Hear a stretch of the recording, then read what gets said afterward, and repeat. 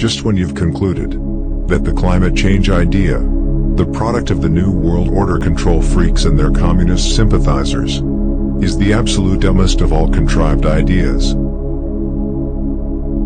The educated people of the world have a new idea that just may take the dumbest of all title away from climate change.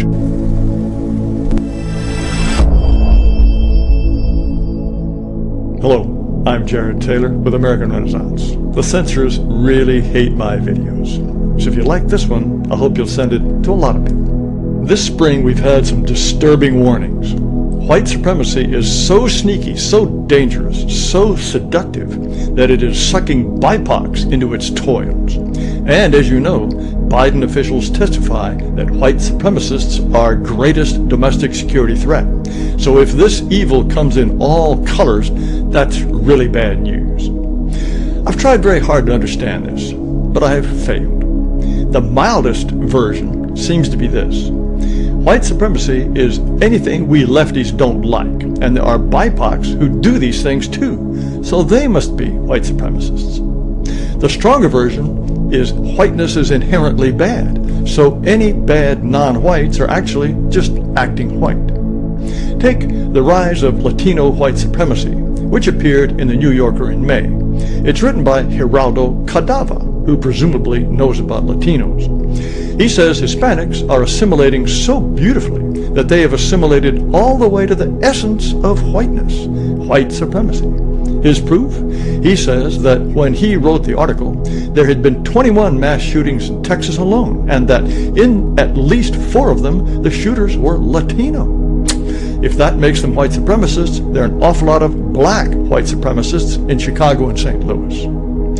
The author lists other Hispanic white supremacists. George Zimmerman, who shot Trayvon Martin in self-defense.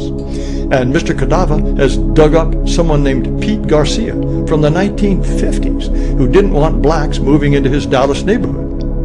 I could find him plenty of Hispanics today who don't want blacks moving in. All white supremacists, no doubt. Mr. Cadava rolls out Enrique Tarrio of the Proud Boys, just about everyone's favorite BIPOC white supremacist. Yes, he burned a BLM banner. Only white supremacists don't like BLM, I guess. But here's the clincher. Mr. Tarrio was found guilty of seditious conspiracy in connection with the January 6th riot. You see, anyone in D.C. that day was a white supremacist. So get ready to worry about Latino white supremacist thinking, another marker of Latino assimilation, at a time when white power ideology is spreading rapidly at home and abroad. The more Hispanics assimilate, the more horrible they become. Christopher Rhodes, who teaches at Harvard and BU, also explains why white supremacists are not always white. Joey Gibson, who started the group Patriot Prayer, is half Japanese and calls himself non-white. Wikipedia says Patriot Prayer did nothing more than put on pro-gun, pro-Trump rallies and clash with lefties.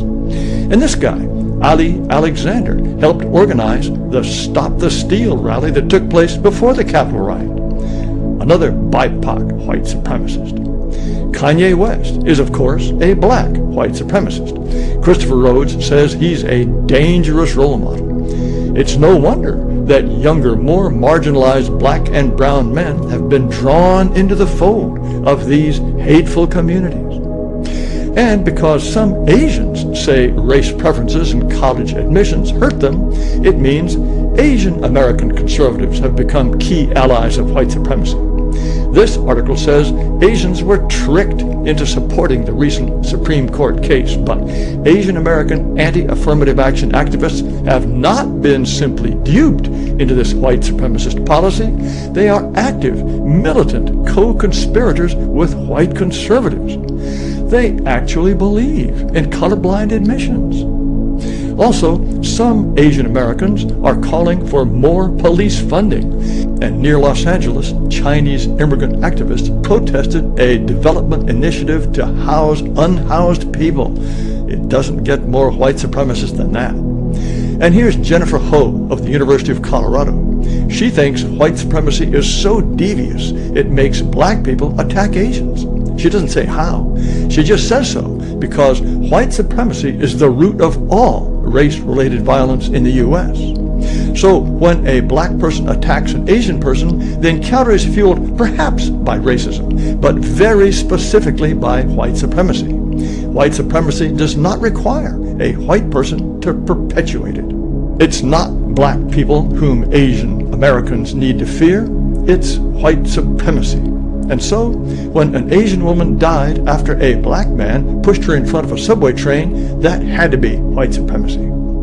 Since Jennifer says white supremacy causes all race-related violence, if you see a black man screaming, "Death to honkies, guns blazing," that'll be white supremacy too. And how's this?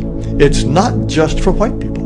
White supremacy is a belief that to be white is to be human, and that to be non-white means you are less than human, a disposable object for others to abuse and misuse. I guess that sums up Kanye West and Enrico Tarrio and Joey Gibson and the Asians who opposed affirmative action. At least Jennifer defined white supremacy. Most people worrying about BIPOC white supremacists don't.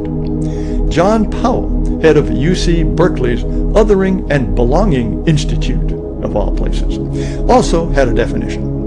White supremacy is an identity and a belief in the superiority of Western civilization that is sometimes a corollary or independent of the supremacy of white people to dominate and control.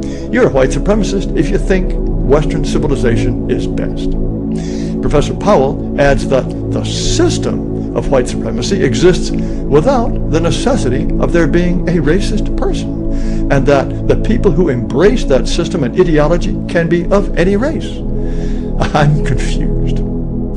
But when you consider the white supremacist origins of exercise, and that fitness is about maintaining systems of white supremacy, and the way math is taught in school may be rooted in white supremacy, and when the American Medical Association tells us we should worry about white supremacy as a source of harm in the culture of medicine, then I guess the disease is so widespread that non-whites might catch it too. This is the view in 4 Myths about White Supremacy that allow it to continue. The author is Janice Gassam Asare, senior contributor at Fords for Diversity, Equity, and Inclusion, so she should know. White supremacy is devious. We frequently uphold white supremacy in our lives without even realizing it. Non-whites do it too. White supremacy in BIPOC communities often manifests as white adjacency, the act of aligning with whiteness and distancing yourself from your ethnic and racial identity in order to gain access and opportunities. Just think of all the access and opportunities Kanye West and George Zimmerman and Enrico Tarrio got for their white adjacency. However, white supremacy can also manifest as colorism, which is a persistent issue within India, Latin America, Africa, and nearly every community of color. By God, it's everywhere. I guess that's why we overlook the white supremacists lurking in our workplaces, our schools, and within our communities. But listen to this. Nice people can also be white supremacists. No, I refuse to believe that. This lady is confused. She could be a white supremacist herself.